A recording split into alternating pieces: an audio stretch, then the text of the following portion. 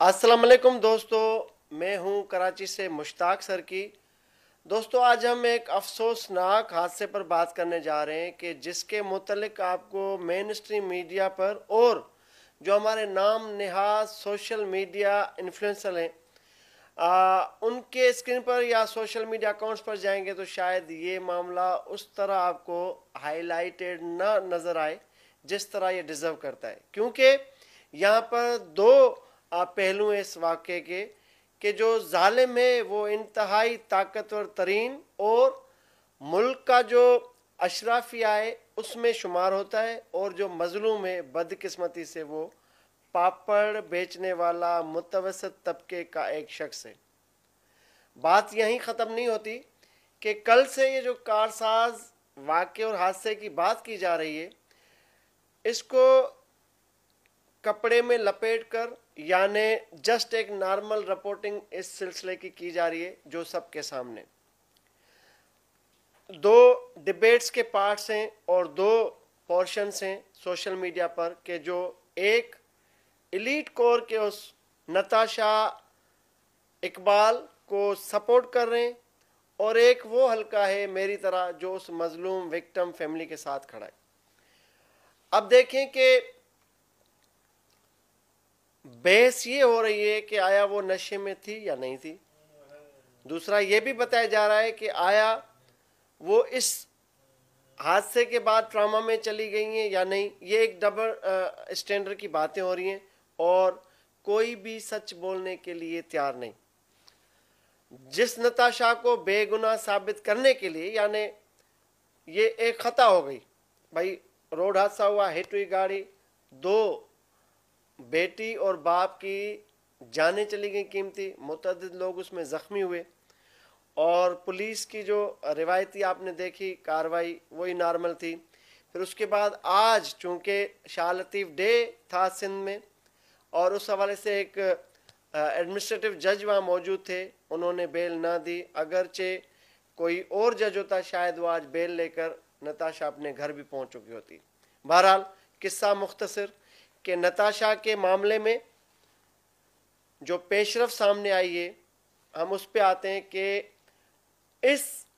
के जो वकील हैं शहर के अमीर तरीन यानी हाईली पेड वो वकील हैं और वो मिनिमम जो उनकी फ़ीस है 5 मिलियन के लगभग होती है। हमारे ज़राए बताते हैं कि कल ही इनको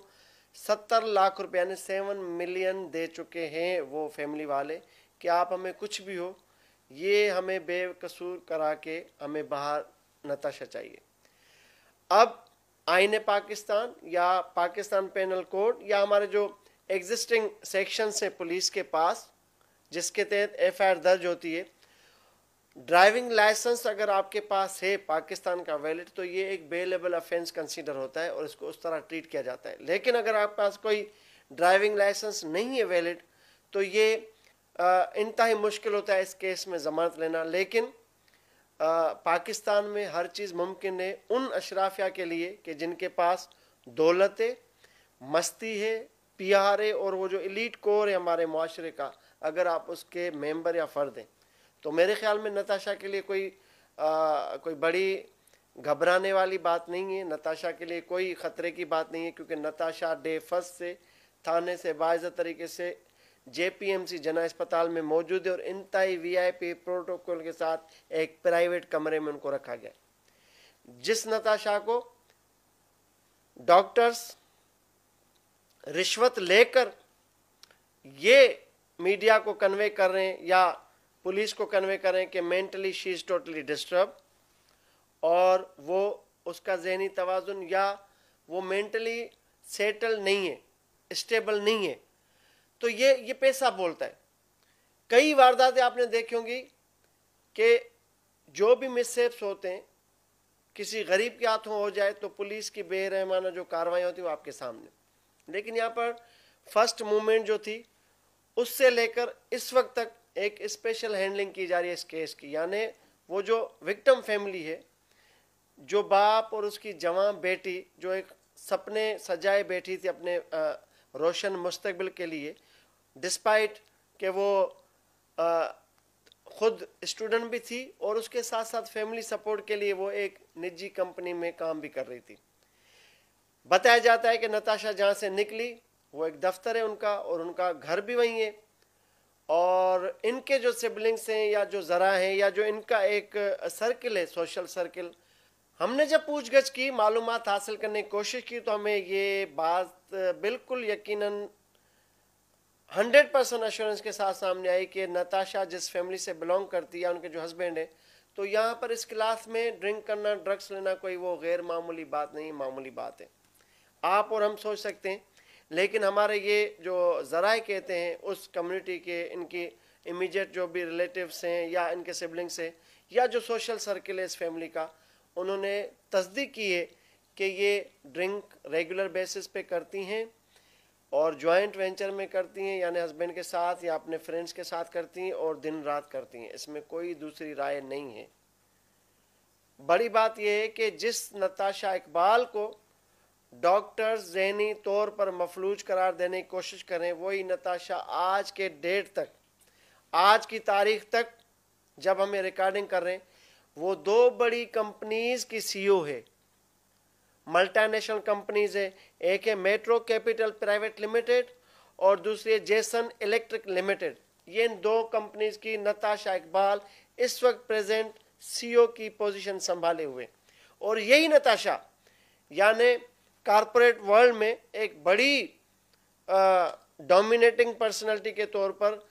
7 दीगर कंपनियों में बहैसियत डायरेक्टर अपने फ़राइज़ अंजाम दे रही हैं, जिनमें swift storage and services private limited, Gul Ahmed bio films limited, Gul Ahmed CBMC glass company limited,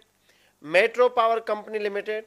metro solar power limited, metro property network private limited और metro storage and services private limited. ये 7 कंपनियों में नताशा इकबाल डायरेक्टर है आज की डेट तक। तो ये कहना उस गरीब फैमिली के साथ और मजाक के मुतरादिफ चीज़ है या और सितम ज़रीफ़ी और जुल्म ढाने के मुतरादिफ चीज़ है कि एक कातिल को आप रिलीफ दिलाने के लिए पैसा चलाकर बेइंतहा जो पैसे चलाए गए कल से आज तक, तो वो दुनिया में तो आप रिलीफ ले लेंगे, अदालतों से तो आप रिलीफ ले लेंगे, पुलिस से तो आप रिलीफ ले लेंगे, लेकिन अल्लाह की अदालत में आपको हरगिज़ ये खून बख्श नहीं होगा, क्योंकि उनका पुरसान हाल कोई नहीं। नताशा की तरफ मेन स्ट्रीम मीडिया भी है। आप मुझे बताएं कि दोनों को कंट्रोल किया गया, यानी विक्टिम फैमिली के ऊपर भी बड़ा प्रेशर कि मीडिया से बात नहीं करनी, और एलीट फैमिली से तो आपने वैसे ही नहीं करनी, आपको एक्सेस दे ही नहीं सकते। होना तो ये चाहिए था दोनों का वर्जन हम ले लेते, मेन स्ट्रीम मीडिया चली जाती, पूछती तमाम मामलात और ऑन स्पॉट जो सिचुएशन थी उसको वो रिपोर्ट करते, लेकिन उनको कभी भी मेन स्ट्रीम मीडिया समेत किसी भी इंडिविजुअल को एक्सेस नहीं दी गई बज़ोर ताकत। तो मुल्क के अशराफिया तो ये है कि ये मुल्क उनका है, हम अवाम उनके आगे ग़ुलाम हैं, जो जिस वक्त जिसको चाहे, कोई सिंध का वडेरा जागीरदार सरदार का बेटा किसी को हिट कर दे गोलियां, कोई पूछने वाला नहीं। और ये जो सो कॉल्ड एलीट क्लास है, जो जिसको हम बिजनेस एलीट भी कहते हैं, IPPs के ये ऑनर्स हैं कि वो जब चाहे जिसको चाहे रूम डाले, अपनी गाड़ी से कुचल डाले, उनसे भी कोई पूछने वाला नहीं है आपके सामने। तो इस मुल्क में इंसाफ किससे मांगा जाए? इस मुल्क में कानून की हुक्मरानी कब मुमकिन होगी? इस मुल्क में आमना और उनके वालिद कब तक ये कुचलते रहेंगे?